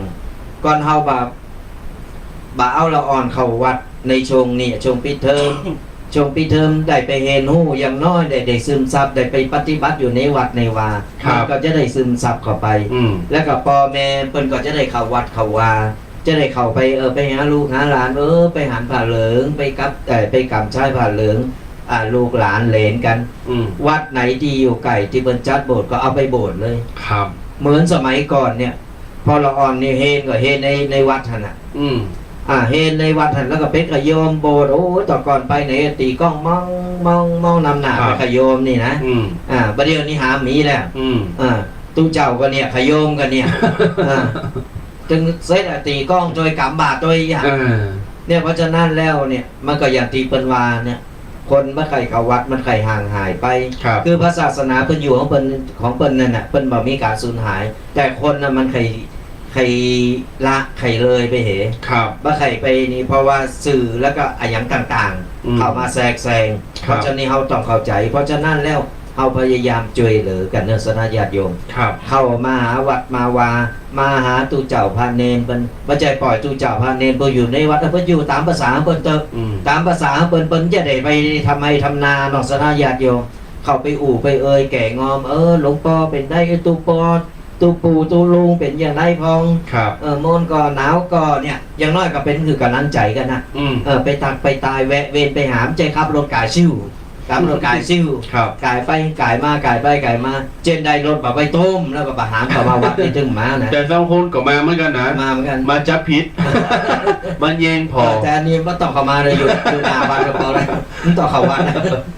มาละทำมือตัวเจ้าเป็นตรงอกทุกใจ เดี๋ยวเป็นวจีปากนะหมอ ด่าตำราตัวเจ้าด่าตัวกลนะ เพราะฉะนั้นแล้ว ครับ มาวัดก็มาแบบแต่งใจใสๆนะ อ่า มาก้อนเข้าวัดนี่มันจุ่มมันเย็นนะครับ มันมีอะไรอย่างหนึ่งเข้ามาปุ๊บโอ้เป็นจุ่มเป็นเย็น สมัยก่อนนี่ตุปีเอง ครับ สมัยที่ว่าไอ้ตุปียังมาโบสถ์เนาะ อืม มาโบสถ์ปุ๊บเนี่ย เป็นละอ่อนเนี่ยบางทีเคสหรือว่าแม่ด่ากันอย่างนั้น โม่ไปไหนเนี่ยโลนเข้าไปในวัดปุ๊บ เนาะ ไปนั่งอยู่ปืนก็ไม่ในวัดพอหันพอนี่สักปืนหนึ่งใจดีใจเย็นขึ้นมา เนี่ยมันมีอะไรอย่างบางอย่างที่ว่าเขาเข้าไปวัดแล้วมันจุ่มมันเย็น ครับ มันทำให้เขาจิตใจดีขึ้นมา เปลี่ยนเป็นคนละคน ใจครับ นี่ สังเกตพอง่ายๆทุกปี ครับ เวลาก่อนโบสถ์เราอ่อนนี่ อื นะ ม ก่อนโบสถ์นี่โอ้ยพอที่พอเป็นสากเป็นสี อ่า พอนี่พอเจ้าโอ้จะไหวกว่าเนี่ยอยาก ครับ เข้ามาโบสถ์เพื่อใส่ผ้าเหลืองปุ๊บ เลิกเก่า เลย เดี๋ยวมันเลิกเก่า เหลือเก่านี่บ้าเอาเลยนะ นานๆญาติโยมเฮาก็จะไปมองข้ามในสิ่งที่มันเป็นสิ่งที่สำคัญในชีวิตเฮาเหมือนกันในการทำบุญในการไปวัดไปวาอย่างคนบักเก่าเป็นว่าของบักเขมมันหายาก สมัยประเดี๋ยวนี้ตุเจ้าพันเนนมันหายากที่สุดแล้ว โอ้ย ที่จะมาโบสถ์รุ่นของตมาพราหมณ์นี่ญาติโยม ตอนปิ้นขยมเนี่ยมีสาว3 คนจะเล่าฟังสาว3 คนเนี่ยปิ้นขยมเนี่ยแต่ก่อนนี้จบป .6 ใหม่ๆตุลุงเปิ้นหือมาปิ้นขยม3 อาทิตย์นะ3 อาทิตย์ก็หลายวันเหมือนกันแล้วก็มานอนวัดในน้ำหือไปบ้านนะครับต้องกำโสดต้องกำโบสถ์เตดทำอานิสงส์โบสถ์จะเตดบ่ได้เปิ้นหือโบสถ์ดังนั้น ในเครือ24 คนนั่นน่ะ23 คนน่ะ เตดได้ทองได้หมด แล้วโบสถ์ไปเห็นตั้งแต่ม.1 ม.2 ม.3 ม.4 ม.5 ม.6 ปีบัดเดี๋ยวนี้ณปัจจุบันนี้เนี่ยบัดเดี๋ยวนี้อายุเก่าละโอ้เขาบอกอายุไปแล้วฮะ อายุเก่า24 23 คนบัดเดี๋ยวนี้เหลือ2 ตุนน่ะ อืม โมนันซิกมดเลย ตายไปเฮ2นอนนันซิกมดไปปิ้นตาหารตำโนดไปปิ้นขี้เหล้าก็มีนะ เออ ไปปิ้นเหมือนเล็กเก็กกักก็มีอ่ะอย่ามีครอบมีโคก็มีดังนั้นแล้วญาติโยมแต่ก่อนกับบัดเดี๋ยวนี้มันเหมือนกันก็จริงอยู่ แต่เฮาจะทำจะใดคือบัดเดียวมันปิกไปเหมือนแต่ก่อนมีคนไขมาโบสถ์ไขมาอยู่วันนักวันหลายมันอยู่ที่เฮาว่าเฮาจะจอยกันไปประชาสัมพันธ์จะได้เฮาจะมีหลักแล้วก็มีวิธีการในการจักจวงละอ่อนเนี่ยหรือว่าวัยรุ่นหนุ่มสาวเนี่ยสาวดอกมา วัยรุ่นละละอ่อนเนี่ยมาโบสถ์ได้จะได้มันอยู่ที่หลักการและก็วิธีการแห่งจูงใจของเฮาดังนั้นญาติโยมสิ่งหนึ่งที่ละอ่อนสมัยปัจจุบันวันเนี่ยมันมองข้ามเรื่องวัดเรื่องว่าเขาตั้งหลายถือว่าเป็นเรื่องไร้สาระ ใช่ครับ มันบ่เกิดประโยชน์อหย่างดังนั้นเฮาก็จะต้องเอาเรื่องบาปบุญคุณโทษ มามาเสนอคือเขาได้โกยพองเนี้ยถ้าสู้เขาไปอันไปอี้นะสู้เขาโกบาปโกกรรมกล้าไปวัดไปวาไปตันกูเขาไปหันไปนี่เกิดก่อยเดี๋ยวเขากดถึงหันมาคนเดียว เพราะอย่างน้อยนี่นะมีงานวัดเนี่ย อืม จนลูกจนหลานเสียน้อยเนี่ยเข้าไปในวัดเนี่ย ครับ เข้าไปจับหันจับนี่ไปพอหันพอนี่ ไปพอเตรียมตามวิหารตาม อืม โบสถ์เนี่ยก็จะมีรูปศิลปะต่างๆเนี่ย ครับ เอาไปว่าอันนี้เป็นอันนี้เนอเนี่ยเราอ่อนมันก็จะสนใจว่าใจไปคือไปถึงก็เอาไปเป็นพระละละไม่อันน่ะอย่าเอาไปเป็นการคือบางคนเนี่ยมันคิดทำอย่างหนึ่งเนาะ มันคิดทำอย่างหนึ่งแต่ว่าทางที่ดีเนี่ยบัดเดียวนี่สังเกตพอตามวัดนี่ สกายาติโยมสังเกตพอเถอะวัดประเดี๋ยวนี้เปิ้นจะทำเป็นตีจูงใจหรือเป็นตีท่องเที่ยว ครับ บางคนก็เป็นสะพานทำเป็นสะพานไม้กา สะพานหันสะพานนี่ปลูกดอกอันนั้นหรือว่ามีสัตว์อันอย่างต่างๆนั่นนะตามว่าเปิ้นตกแต่งสวยงาม แม้แต่ห้องน้ำเนี่ย เข้าไปนอนได้อะ ครับ แต่ละตีนี่เนี่ยสนาญาติโยมก็เพื่ออย่างเพื่อที่จะหือสนาญาติโยมปาลูกปาหลานมาได้เพลินได้มีความสุขสนุกสนานบางทีหน้าวัดก็มีของเล่นมีอย่างของละอ่อนเล่นหือ ครับ คือเล่นคือนี่พ่อแม่ก็ทำไปทำภารกิจในวัดในวาได้ละอ่อนก็เล่นตามภาษาเฮาเปิ้น ครับ เนี่ยมันเป็นอย่างที่ดีๆแต่ว่าคนมันบ่ยอมหับกัน หับซ้ายก่อนเนาะเจริญพร กำนมัสการจุติแดงจุติเคจ้า สา โตนิยมแม่อย่างนี้ ได้ฟังคำว่ามันฟังแล้วม่วนใจเนาะ ม่วนเนาะยมแม่ฟังไหนนี่ สีชงค่ะ อ๋อสี่โจมมาแล้ว อันนี้แม่ครูก้า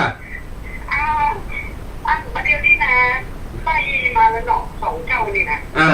หน้าไหนจะได้ดีสุดละ อ๋ออันนี้แม่ครู นักการแม่ครู ก็ฟังแล้วก็โอ้ดี โมนเนาะแม่ครูเนาะม่วน ใจเจ้า ดีละ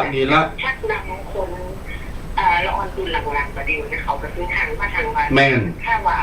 คนหลุ่มมาเก่าเขาเนี่ยมาชักมาจูงเขาก็จะทางเหินไป แม่นแม่ครูแม่นละ เหมือนกันว่านั่นแหละ ใช่ เจ้า เพราะว่าเขาบ่ค่อยสนใจเรื่องว่าเรื่องบาปบุญคุณโทษละเพราะฉะนั้นแล้วจ้อยกันต้องจ้อยกันห้องจ้อยกันอนุรักษ์รักษาไว้ เป็นเขามันก็อยู่ที่สิ่งแวดล้อม แม่นละ ของแต่ละคนโดย ใช่ ว่าสิ่งแวดล้อมเขาน่ะโดนปลูกฝังมาในสิ่งที่ดีๆเนี่ยเขาก็จะซึมซับเหมือนจุติแดงว่าของจุติเคว่าเนาะ มันเป็นแจ้เจ้า แม่นละ แม่นเจ้า แม่นละ โมทนา โมทนาไม่ครูตัวเนอร์บนรักษาเนอร์ สาธุเดี๋ยวมีไปกินตำส้ม อันต่ำ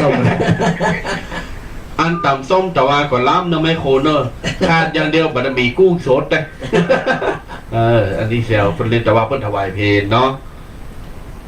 เนี่ยสถาญาติโยมจะมารอการตูเจ้าพาเนนอย่างเดียวก็บ่ได้นะครับ มันต้องมีคือจอยรวมมือรวมใจซึ่งกันและกัน ถึงผู้ปกครองตึงตังวัดตึงวารวมมือรวมใจกันเยอะๆอย่างได้คือเราอ่อนได้เข้ามาโบสถ์ช่วงนี้มันเป็นช่วงที่ว่าคนกำลังหาคนโบสถ์กันนะไปอยู่ไกลวัดไหนก็ไปโบสถ์วัดนั้น ใช่แล้ว เอาไปไว้เอาไปอย่างน้อยเนี่ยมันจะได้ซึมซับเข้าไปทีละหน่อยเลยเพื่อตอนเปิดเทอมปุ๊บเขาก็ซื้อบางคนมาซื้อก็จะโบสถ์เฮนต่อก็ได้จะมีองค์เฮนตุพระอยู่ไกลๆที่ไหนก็เอาไปเฮนได้ ครับ แล้วก็ถ้าเกิดว่าเขาซื้อไปแล้วก็ปิดเทอมกรรมจะมาโบสถ์อันนี้ก็เป็นอย่างก็สามารถมาโบสถ์ได้เพราะอย่างน้อยเนี่ยเราอ่อนมันได้ซึมซับไป และอย่างน้อยเนี่ยพ่อแม่ปีน้องปู่ย่าตายายก็จะได้หันชายผ่าเหลืองของลูกของหลาน ครับ จะได้อานิสงส์ในตรงนี้ตัวละอ่อนก็จะได้จากที่ว่าบาเต็มร้อยแต่มาเติมเต็มมือเขาก็จะได้เพิ่มเข้ามาแฮมเพราะฉะนั้นเนี่ยบัดดี้ลืมบัดดี้มองข้ามเรื่องของการโบสถ์เมื่อใจว่าอย่างที่ดูไปแค่โอ้ยไปโบสถ์ยื้อเสียเวลาโบสถ์ยื้อเปิงตั้งโบสถ์นี่บัดเดียวนี่พระจองเปิงตั้งก็มีบัด โบสถ์ฟรีก็มีนะ ฟรีก็มีตามโครงการต่างๆในสถาน โบส ญา ถ์ ติ ฟรีมีค่าเทอมให้โบสถ์ฟรีเฮนฟรีโดย ใช่แล้ว เขายิงประหยัดไปตัวนะ ใช่แล้ว เพราะฉะนั้นเนี่ยสนับสนุนเขาเถอะมันต้องกีดกันเขาบัจจัยเหมือนสมัยตอนนั้นไปหาโบสถ์จูปีเคไปหาคนมาโบสถ์นี่โปโทรโมสังโกหันตู้เจ้าจนแบบแต่ก่อนนี่หันตู้เจ้ากลับซองป่าเนาะกลับไปโอ้ตู้เจ้ามาแล้วลบเอาซองป่ามาแล้วอยากอันนี้ลบมาได้เพื่อแหมก้ามหนึ่งหันตู้เจ้าไปแหมละไปกำลังนางกินข้าวกันอยู่พ่อแม่ลูกนางกินข้าวกันอยู่หันตู้เจ้าเตวเข้าไปรถจอดปุ๊บตู้เจ้ามา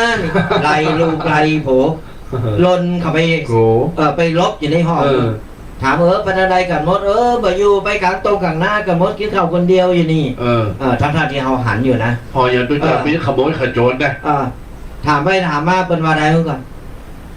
จะไล่ลูกไปโกเฮาโกเฮาเอาลูกโจรลูกมาโบสถ์ลาตำลาไล่โผตัวโกเฮาลูกบ่ได้ก็เอาโผก็ได้มาโบสถ์ก็เลยไล่ถึงลูกถึงโผไปอยู่ในห้องหมดโกขนาดนั้นนะครับเนี่ยเพราะฉะนั้นแล้วบัดนี้น่ะสนาญาติโยมมาโบสถ์อย่างน้อยเนี่ยเอามาโบสถ์คือเขาได้เรียนรู้ได้ศึกษาพระธรรมวินัยอย่างน้อยวัดที่เขาได้สร้างกันนะเขาได้โลมือกันสร้างศรัทธาเงินทองของศรัทธาตึงโมนเงินทองของปู่ย่าตายายของเขาตึงโมนที่สร้างขึ้นมาหมดไปกี่ล้านอย่างเป็น4-5 ล้านเป็น10 ล้านกับเปิ้นแปลงเล็กนกกาแก่แปลงไว้เอาคือนกกาแก่แล้วคือหนูคืออะไรอย่างต่างๆคือหมูหมากาไก่มาอยู่ลนกับสดมีตูเจ้ามีพันเนนมันหน่าน้อยใจมันหน่ามองใจก็เฮาได้สร้างได้แปลงขึ้นมาปุ๊บมีตุเจ้าพระเนนลูกหลานเฮามันลนก็ลุกอยู่ในวัดในวาโน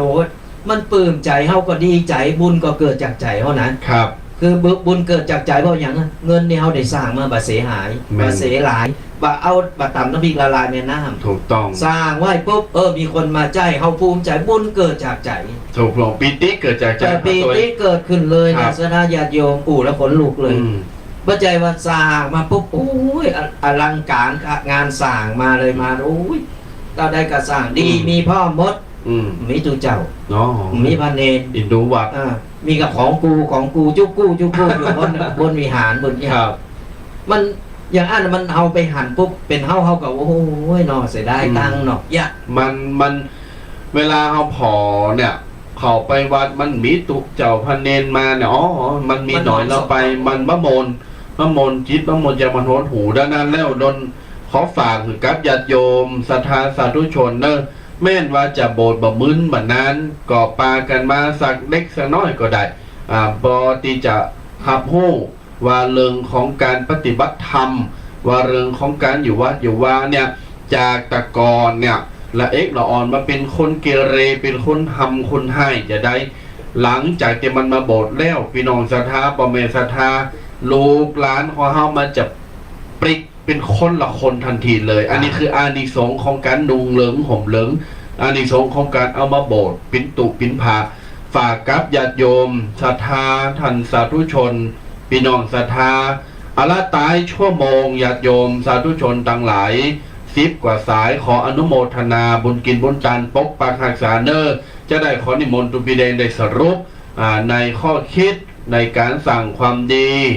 ในชีวิตประจำวันเฮาแล้วก็จะได้ปากันอนุโมทนาปันป้อนถือกับพี่น้องศรัทธาญาติโยมโอกาสต่อไปนะครับเด้อ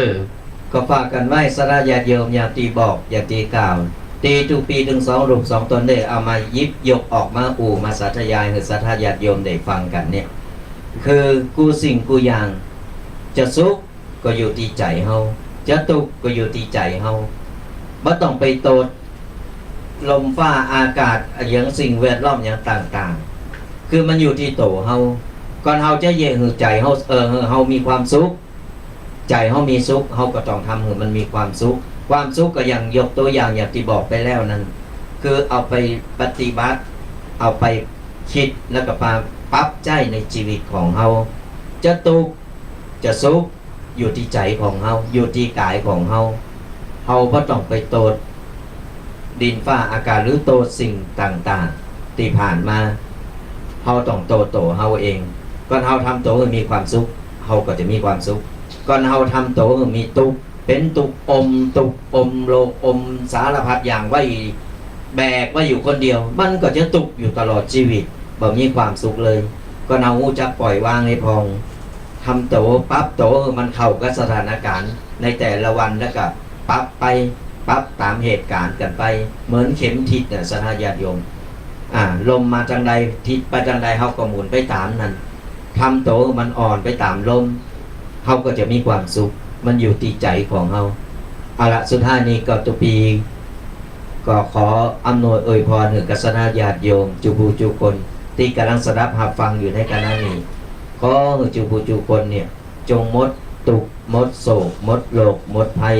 ตั้งแต่นี้ต่อไปก็ขอให้อยู่เย็นเป็นสุขอายุมั่นขวัญยืนมีโชคมีใจคือบุญปกปักรักษากันจูผู้จูคน ขอเจริญพร ใจโยใจยะวาระดิถีขอปันปอนดีฮือกันตัวหนาปอแม่พิตาเอาอาหน้าป่าโฟงโมสัทธาญาติมิตร ขอจุงสุขสันต์เหมือนกันทั่วทิศบ่าวาเผ่าผู้ยิงใจฟังทำกันแล้วสุขใจสุขกายอยู่ดีสบาย หายโรคโศกเศร้านำทำคำสอนองค์พุทธเจ้า จุงยึดถือเอาอย่าละมีคนนับถือฤทธิเตจะเจริญก้าวหน้ายาวนานป้นจากความทุกข์คือมีความสุขสามประการ อายุยืนนานเหมือนกันตัวหน้าเหมือนกันตัวหน้าขอเจริญพร รินคุณใจงดงามเลือน้ำไปไกลยิ่งงามน้ำใจเปี่ยมในเมตตารอยยิ้มพิมพ์จิตให้ความเป็นมิตรแด่ผู้เยือนมาธรรมชาติสดใสแม่น้ำเย่น้ำเนื้อหมู่มวลพฤกษาลานตา